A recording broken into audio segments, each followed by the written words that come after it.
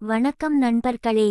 உலகம் முழுவதும் கால்பந்து ரசிகர்கள் ஆவலுடன் எதிர்பார்த்து கொண்டிருக்கும் FIFA வேர்ல்ட் கப் 2026 தொடரில் இன்று நடைபெறவுள்ள போட்டிகள் ரசிகர்களிடையே மிகப்பெரிய எதிர்பார்ப்பை உருவாக்கியுள்ளன.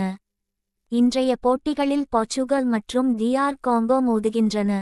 அதேபோல் இங்கிலாந்து மற்றும் குரோயேஷியா அணிகளும் நேருக்கு நேர் மோத உள்ளன. கானா மற்றும் பனாமா அணிகளும் உஸ்பெகிஸ்தான் மற்றும் கொலம்பியா அணிகளும் இன்று களமிறங்குகின்றன. ஆனால் இந்த அனைத்து போட்டிகளையும் விட ரசிகர்களின் கவனம் அதிகமாக ஈர்த்திருப்பது இரண்டு விஷயங்கள். ஒன்று கிறிஸ்டியானோ ரொனால்டோ தலைமையிலான போர்ச்சுகல் அணி, மற்றொன்று இங்கிலாந்து மற்றும் குரோயேஷியா அணிகளின் மோதல். முதலில் போர்ச்சுகல் அணியை பற்றி பார்க்கலாம்.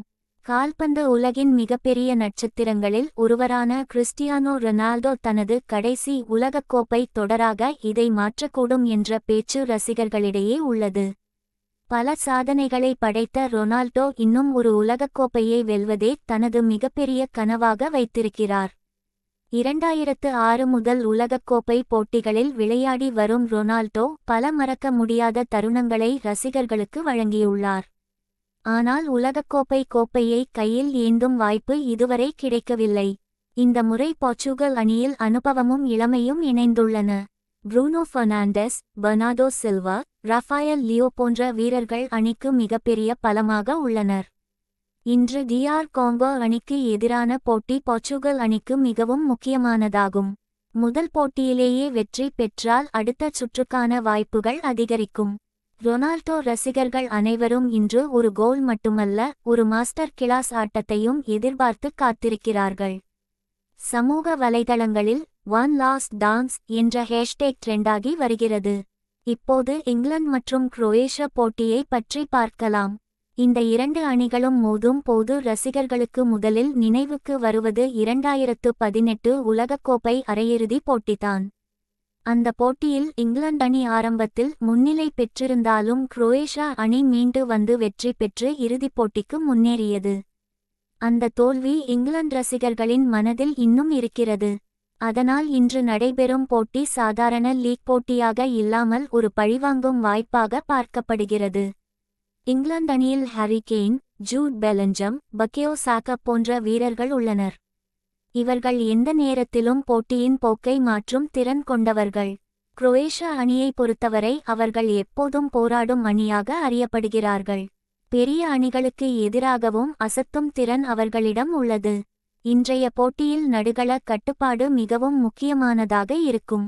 இரு அணிகளும் தாக்குதல் கால்பந்தை விரும்புவதால் ரசிகர்களுக்கு விறுவிறுப்பான போட்டி காத்திருக்கிறது. நேற்று நடைபெற்ற போட்டிகளும் ரசிகர்களை உற்சாகப்படுத்தின. பிரான்ஸ் அணி செனகால் அணியை 3-1 வரை என்ற கணக்கில் வீழ்த்தியது. எம்பாப்பே தனது அதிரடி ஆட்டத்தால் அனைவரையும் கவர்ந்தார். நோர்வே அணி ஈராக் அணியை 4-1 வரை என்ற கணக்கில் தோற்கடித்தது. எர்லிங் ஹாலண்ட் தலைமையிலான தாக்குதல் வரிசை சிறப்பாக செயல்பட்டது. அர்ஜென்டினா அணி அல்ஜீரியா அணியை 3-0 வரை என்ற கணக்கில் வீழ்த்தியது. உலக சாம்பியனான அர்ஜென்டினா அணி இந்த முறையும் கோப்பையை வெல்லும் அணிகளில் ஒன்றாக பார்க்கப்படுகிறது. ஆஸ்திரியா அணி ஜார்டன் அணியை 3-1 வரை என்ற கணக்கில் வென்று தனது பிரிவில் முக்கியமான 3 புள்ளிகளை பெற்றது. இந்த உலகக்கோப்பை தொடரின் ஆரம்ப கட்டமே ரசிகர்களுக்கு ஏராளமான ஆச்சரியங்களையும் உணர்ச்சிகளையும் கொடுத்து வருகிறது. ஒவ்வொரு நாளும் புதிய ஹீரோக்கள் உருவாகிறார்கள்.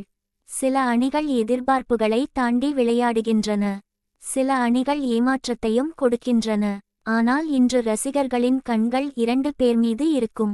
ஒருவர் கிறிஸ்டியானோ ரொனால்டோ, மற்றொன்று இங்கிலாந்து மற்றும் குரோயேஷியா போட்டி. ரொனால்டோ தனது உலகக்கோப்பை கனவை தொடர்வாரா? போர்ச்சுகல் வெற்றியுடன் ஆரம்பிக்குமா? இங்கிலாந்து அணி 2018 தோல்விக்கான பதிலை அளிக்குமா? அல்லது குரோயேஷியா மீண்டும் அதிர்ச்சி கொடுக்குமா? இந்த கேள்விகளுக்கான பதில் இன்று கிடைக்கப் போகிறது. நண்பர்களே, நீங்கள் எந்த அணியை ஆதரிக்கிறீர்கள் என்பதை கமெண்டில் பதிவு செய்யுங்கள். போர்ச்சுகல் வெல்லுமா? இங்கிலாந்து வெல்லுமா? அல்லது குரோயேஷியா மீண்டும் வரலாறு படைக்குமா? இந்த வீடியோ பிடித்திருந்தால் லைக் செய்யுங்கள். நண்பர்களுடன் பகிருங்கள். FIFA வேர்ல்ட் கப் 2026 பற்றிய மேலும் பல அப்டேட்களுக்கு நமது சேனலை சப்ஸ்கிரைப் செய்ய மறக்காதீர்கள். நன்றி. மீண்டும் ஒரு புதிய வீடியோவில் சந்திப்போம்.